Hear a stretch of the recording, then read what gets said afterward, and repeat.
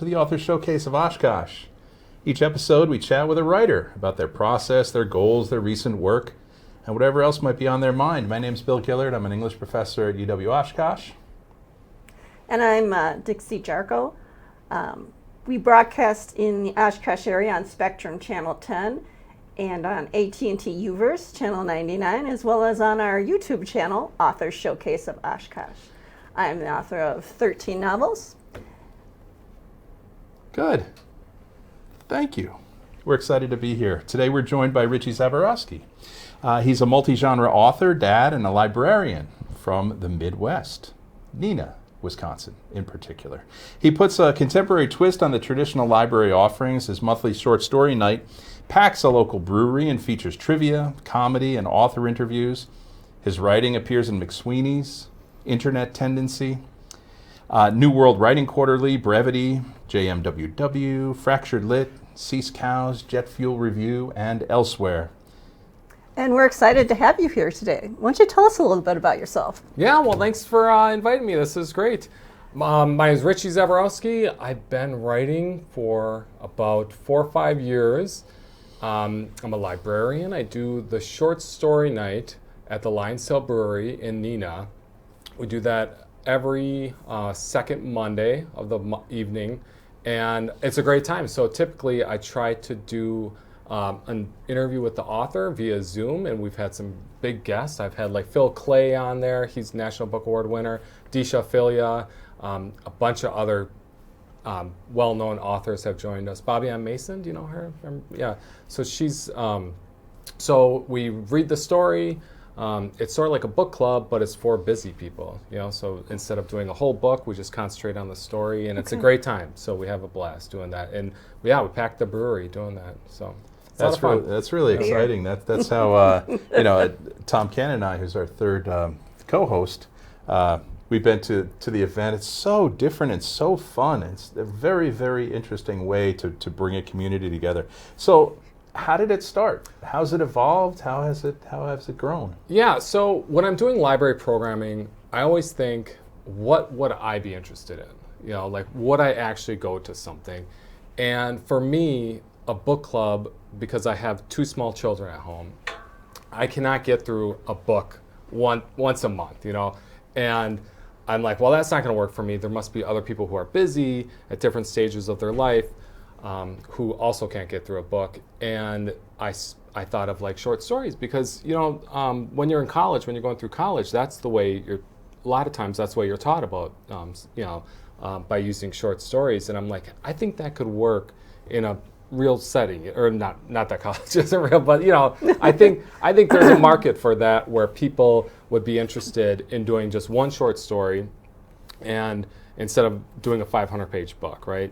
And the first one we did a Ray Bradbury story. It was only a page long, and I'm like, oh my gosh, no one's going to come to this. Like, how are we going to get a conversation? You know, do an do an hour-long conversation based on a page of text.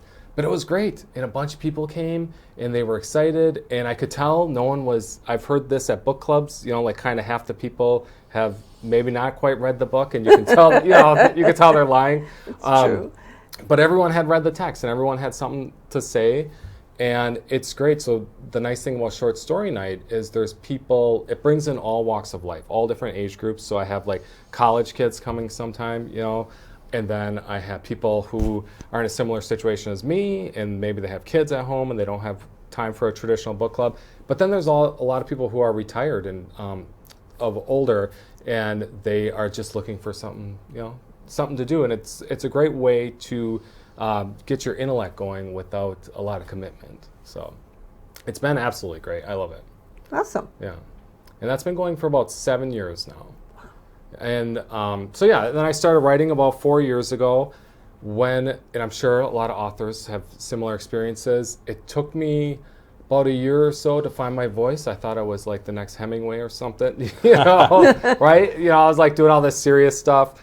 But humor just kept coming through in my writing, and eventually I just sort of embraced that. So then I do like humor articles and stuff for McSweeney's and outlets like that. But I also write longer works. So I've been I won like second place in the Wisconsin People and Ideas Fiction Award a couple years ago. Nice. Yeah, so it's just been great. I love it. I especially like the short form. I like short stories. I think for me, there's nothing like sitting at home in the evening and sitting down with a good short story and being walloped, and be like, wow, that was amazing. My memory doesn't really, so if I read a mystery book or like a noir or something like that, and then there's like that change at the end, something happens at the end with the twist, and it's like, oh, Frank came back because he was in chapter 1. I'm like, well, who's Frank? My memory. Because you're reading over a series of days. Yeah, because it takes me so long, right? Yeah. And I just love short stories. I just think there's a lot of potential there. Sure. I'm surprised they're not more popular than they are with everyone on their phone and everything. Yeah, because it seems like in our writing group, at least, everybody's working on short stories trying to get to a novel. Yes. And I particularly like the one about the hermit. Oh. You were going to be a hermit?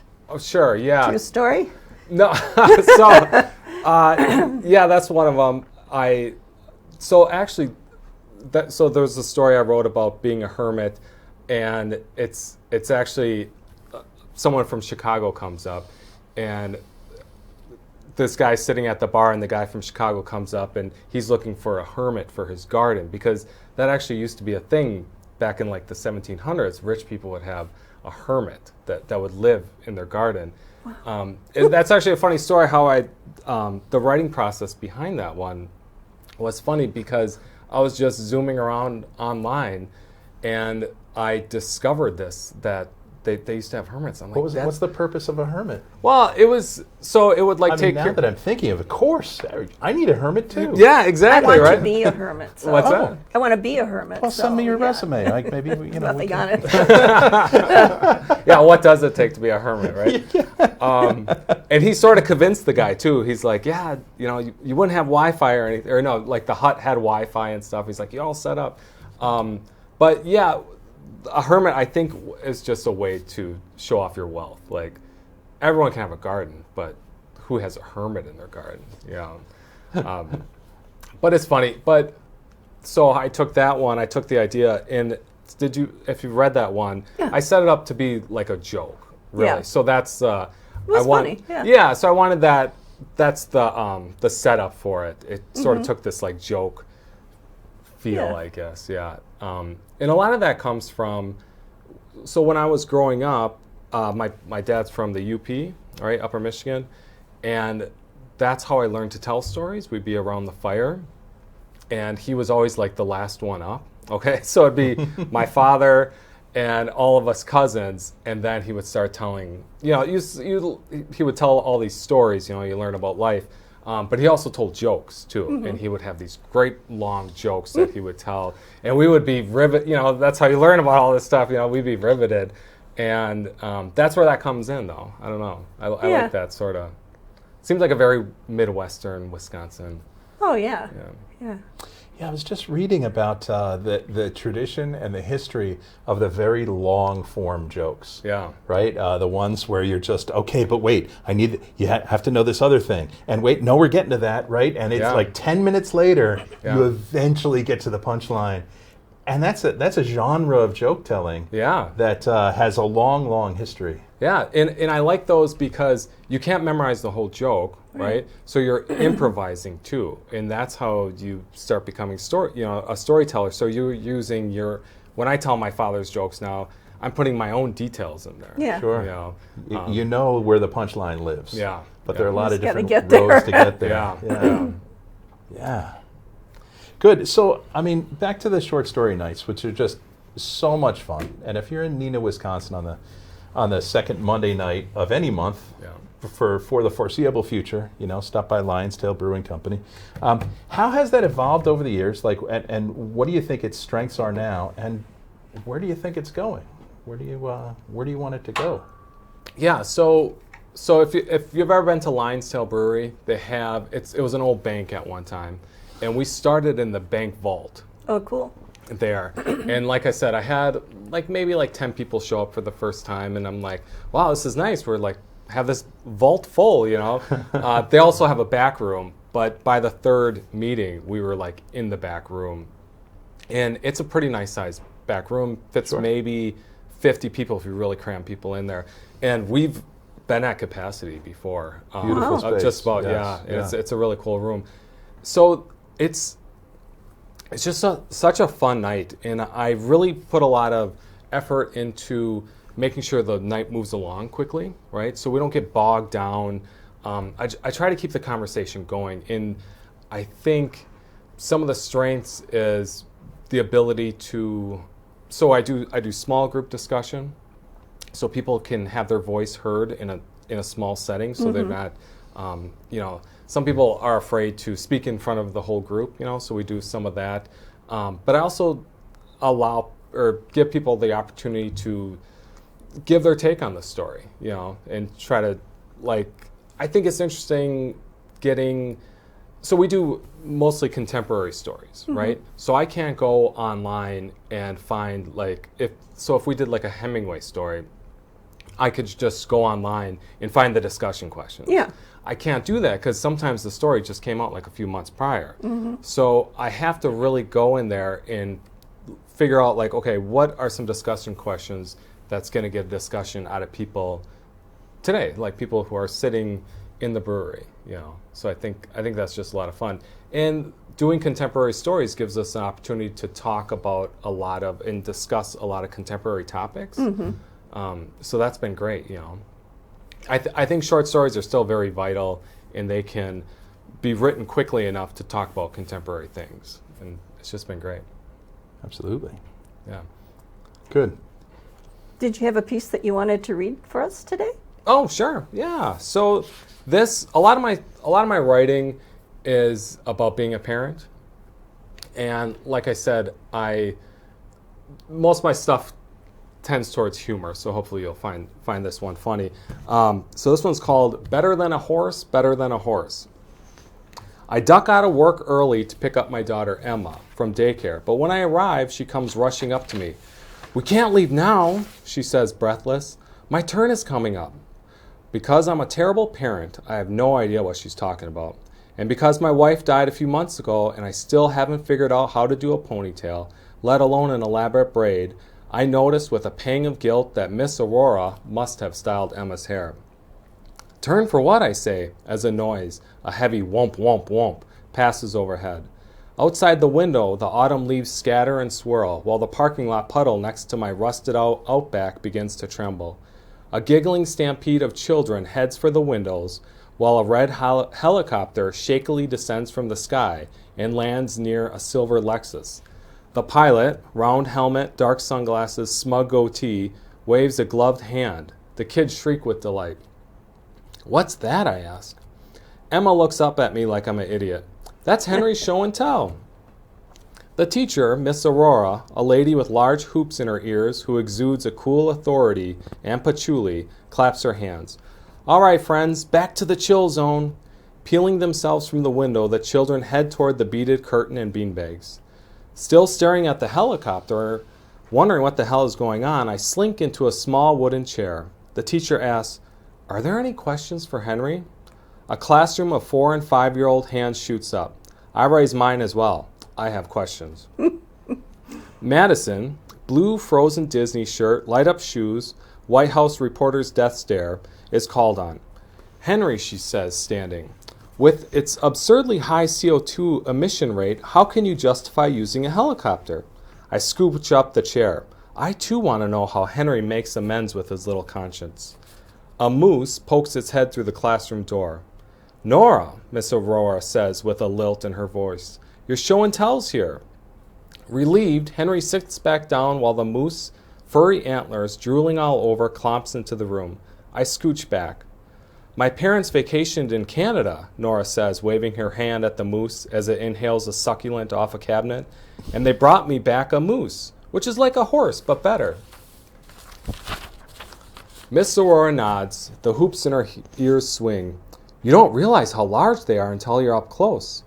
Perhaps too large, because even though it appears to be ducking, the moose's antlers are demolishing the ceiling tiles. Popcorn-like particles rain down while the children watch enthralled. Miss Aurora pats the beast on the rump. "Such a majestic animal." She seems so calm compared to my heart, which is racing so fast that I wonder if I'm overreacting because I'm beginning to freak out. Better than a horse, I repeat to myself as the moose kicks out a hind leg and snaps the faucet off the children's sink in half like a twig. The kids scream. I scream louder. Water gushes into the air, but Miss Aurora is already sweeping across the room in her Birkenstocks and turns the water shut-off valve. The moose laps the puddle at its feet. Water, Miss Aurora says, nature's nectar. Is this, I say to Miss Aurora, lowering my voice so I don't alarm the children, an emergency situation? Don't be silly, she says. Some of the parents tend to get a little overboard, but it's all right.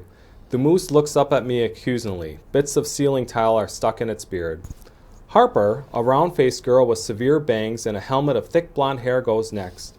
Tossing paper money into the air, she explains that her mother is a branch manager at a bank, and she brings Harper home the leftover cash.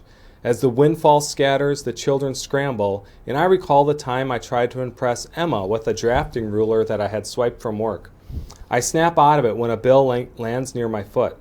Not knowing if the money is intended only for the kids, like a parting gift at a child's birthday party, I place one of my chunky Hoka sneakers over Ben Franklin's face. When I see Miss Aurora pluck a 20 from the air, I stuff the bill in my pocket. Emma, says Miss Aurora, your turn, sweetie. My heart sinks. She's been through so much, but she's so determined, so fierce. Seeing her march up there empty-handed because I forgot her show and tell reminds me that I'll never be the parent Emma deserves. Then Emma smiles, a rare, wonderful, happy smile. My dad is my show and tell, she says. Miss Aurora waves me forward, and I move toward the two of them in a joyous daze, like a contestant on a game show getting called up from the audience. Questions? Miss Aurora asks. Madison raises her hand. My stomach plummets. What is your father's profession? Dressed like that, I'm guessing it's in a field involving little face-to-face human interaction. Madison, Miss Aurora says, let's use our kind words. A physician prescribed Emma's dad those shoes. What? I look down at my chunky Hokas. No, I bought these at Kohl's, and I'm an accountant. It's actually fun. I get to... My dad's in space, Madison says, cutting me off. Really? I ask, impressed. Madison crosses her arms. The bottom of one shoe flashes. He's an astronaut on the space station. Miss Aurora throws back her head and spread her arms to what's left of the ceiling. He could be orbiting above us right now, she says. Well, my dad, Emma says, her hand slipping into mine, is right here. Oh. Yeah, that's nice. Huh? That's really brilliant. Yeah. You do a lot of those things in other stories that are just bring you so close into family relationships. Yeah, so I try to, so I'm making fun of the fact, my kids were in daycare, and sometimes parents tend to get a little, it's like a competition thing, Yeah. Sometimes. Yeah, sometimes. Not me or you. Yeah. Others. I would never do that. I would No. never, actually, so one time I brought in, because the Neenah library used to have a 3D printer, which I ran, and I had made this hand, like you could 3D print a hand, and it was like a working hand. It was amazing. And my daughter was in daycare, she's like 4 or so, and I brought it in. I'm like, wow, this is really, because they had show and tell, I'm like, this is really going to impress all the kids. Well, someone else had brought in a puppy. So You're done. I had my hand out and no one cared. So, but what I try to do is, so I'm sort of making fun of that idea that it's very competitive now and parents. Sure. Yeah. But I always like to bring it back. I try to have a little heart in my stories, even if I'm being sarcastic or doing satire or something. Sure. And you really blend, because the choice, the first person point of view, you're kind of blending a lot of lines there. You as a parent of small children and some formerly small child. Right? Yeah.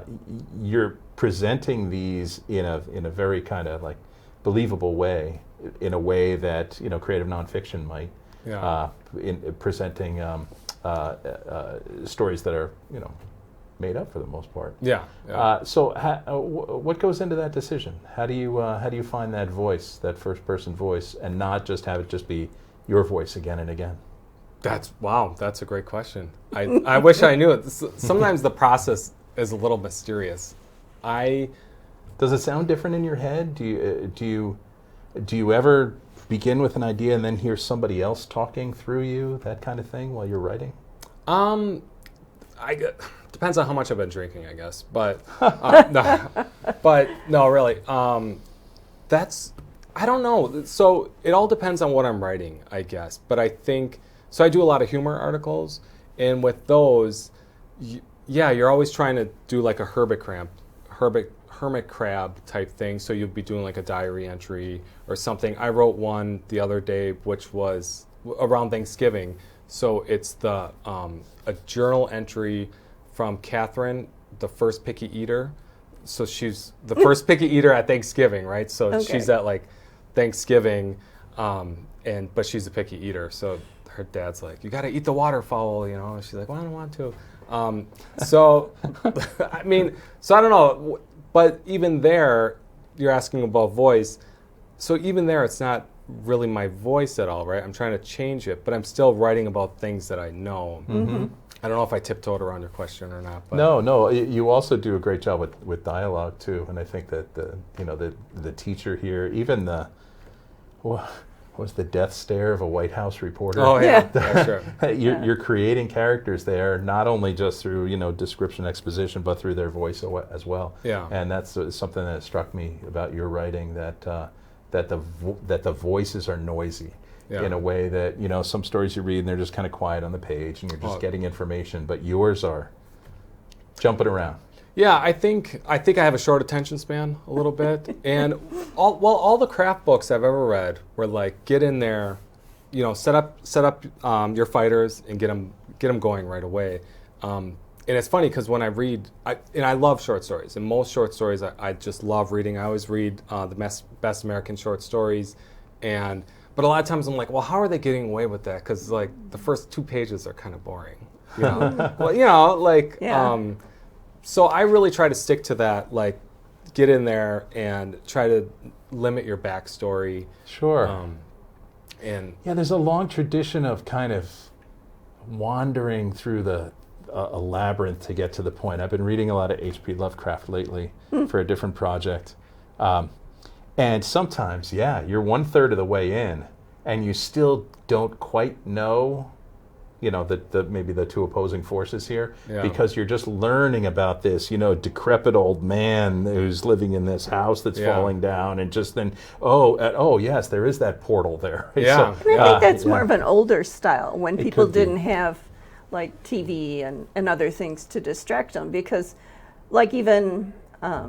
Wuthering Heights or any of those, they start so slow. You got to get through or Moby Dick, the first 100 pages. There's not a whole lot that goes on. But now people would just be like, hey, you got to have something in the first paragraph to catch my attention, or I'm going to something else. Yeah, and I think some authors are just great writers, though, and they just have this way to just pull you along somehow. And I can't figure out quite how to do that. Yeah. So I'm trying to, I don't know. Don't sell yourself short. I mean, I was thinking like Flannery O'Connor almost, with just the way that the character is the thing that draws you in.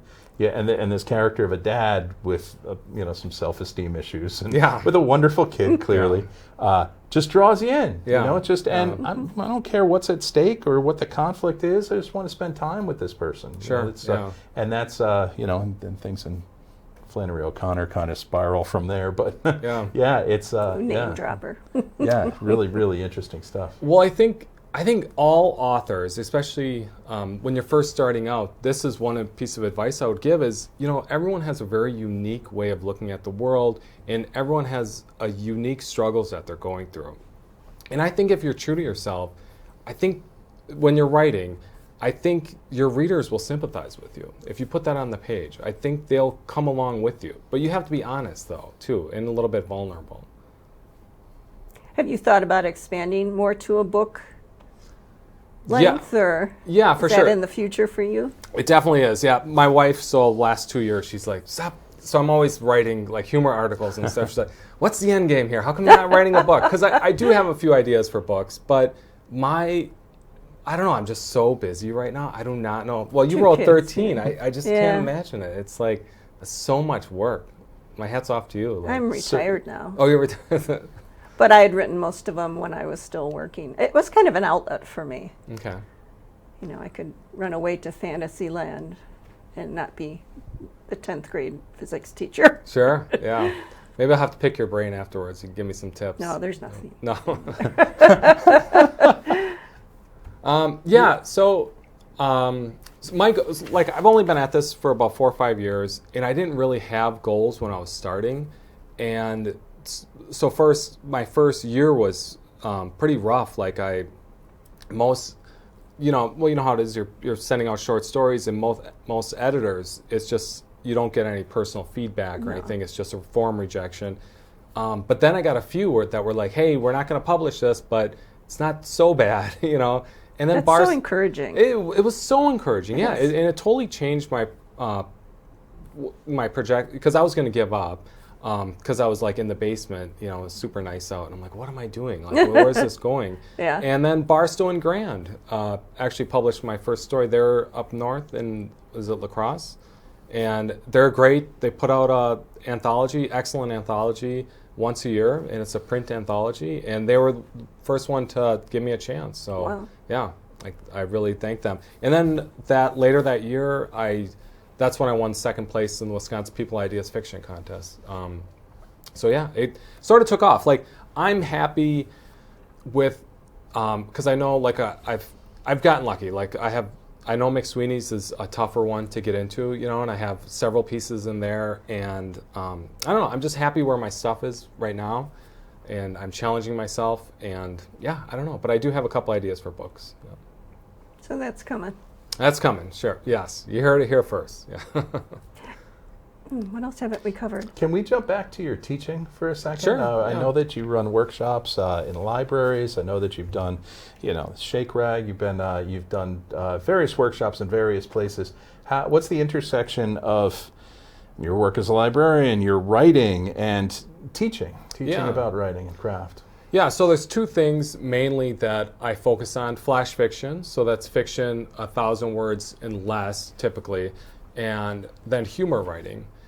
So at Neenah Library, we meet every other month basically, and we're working on off a prompt, and that's you know, you got to get between 500 and 1,000 words, and then it's like a traditional writing group where we get together and we, you know, give each other tips and stuff like that, and that's been great. I think everybody needs that writing group support, especially when they start. Yeah, for sure. And if nothing else, you have to do, you know, that's 6 stories a You year. have to do it. You have to do it.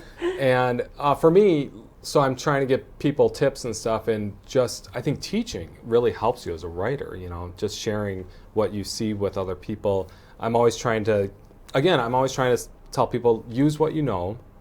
It can be science fiction, but like Jurassic Park, you know, a lot of people think that's a movie, and I'm stealing this from one of my favorite. So there's a guy, and I did want to mention his books. Matthew Dix, he won the Moth story time several times, and he has a bunch of great books out. And in one of them, he talks about how, you know, Jurassic Park isn't really a story about just dinosaurs, right? Oh, yeah. It's about a paleontologist, right? The and that's how it starts. The opening scene. He's with the kid who doesn't like or whatever, and it's really about a doctor who doesn't like children, okay? And he has to figure this out through the course, you know, of the movie, and your like heart goes out. Steven Spielberg was smart, you know, your heart really goes out to this doctor because he's going on this journey, just like Die Hard, right? So Die Hard's really, it's not just an action movie, it's a movie about Bruce Willis kind of going through a divorce, you know, and he has to make amends with that, but then they get together in the end. So I'm always trying to get people to get authors to put some personal things in there, try to make it heartfelt in some way, even if it is science fiction, you know.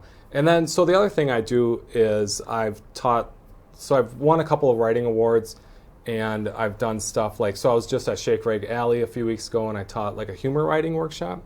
So with humor writing, and the kind of thing I'm talking about is like McSweeney's, I'm not in the New Yorker, but you know, the New Yorker Shouts and Murmurs, right? Points and Case is another one. So with that, you're going off a headline, right? So I always tell people to start with the headline first, make sure you have that down really well, and then your jokes all flow from there. So your headline is really your premise of the piece. It's almost like comedy writing format. For sure, yeah. So the first one, I had one, I don't know, I'm just thinking like the one with like not this wasn't my first one. I don't know why I said that, but like the Thanksgiving one I mentioned, right? So it took me like a page almost because I'm writing all these different ideas down, and I don't know if you know about this, but there's a website called the Most Dangerous Writing App. If you Google that, so that's a website, and you go on there, and it'll give you like 5 or 10 minutes or so, and if you stop writing, it all disappears. So you have to keep. So it's like a free writing exercise. So when I'm designing a title, I go in there and I just keep writing over and over till I get it right. And then once I have the title, then all the jokes flow from there. So I knew That's it was risky. Yeah, but it really forces you to come up with something. Yes, you know? absolutely. Yeah. Oh, talk about deadlines. So I wrote one the other day. Do you ever hear people? They're always talking about herding cats. Yes. Yeah. So it seems like people are using that expression more and more. Like, oh, I work at a daycare. It's like herding cats, you know. And I just thought it was so overused. I'm like, wouldn't it be funny if someone was like a cat herder, and they're like, you know, like just stop using this idiot. You don't know what it's like out on the plane, you know, when Have you're you out seen there. that commercial where the guy's herding cats? No, I haven't. Yeah, there's a commercial, an old one, Yeah. Oh, I did not know where that. these guys are out on the range That's herding funny. the cats. Oh, okay, that's funny. Well, now, yeah. Last question. Tell us about your brand new website. How Okay. can we Ooh, find you yeah. online? Yeah, so it just came out yesterday. It's at Richie Zabo, so that's RICHIEZABO.com, and yeah, just came out. So I have a bunch of my writing on there. Check it out. I'm always looking for partners to write with, you know, to trade cool. ideas. I'm especially interested in if anyone out there can do comics or anything, I'd really like to. I can't draw and I can't do artwork, but I have some ideas for some comics. So if anyone wants to contact me through the website, that'd be great. Awesome. Yeah. Well, thank you for being here today. I'm Dixie Jarko with Bill Gillard. Good. So be sure to check out our other episodes on our YouTube channel, which is Author Showcase of Oshkosh, where we're joined by the third member of our team, the Oshkosh Poet Laureate, Tom Cannon. So I'm Bill Gillard. Dixie Jarko. See you next time. Thanks, Richie. Yeah, thanks for having me. Appreciate it. Just Thank you for Tom. tuning in to Author Showcase of Oshkosh with your hosts, Dixie Joe Jarko, Bill Gillard, and Thomas Cannon. We'd love to hear from you, whether you're interested in being a guest on the show, have a question, or want to share your thoughts. Please reach out to us on social media or via email at OshkoshAuthorShowcase@gmail.com.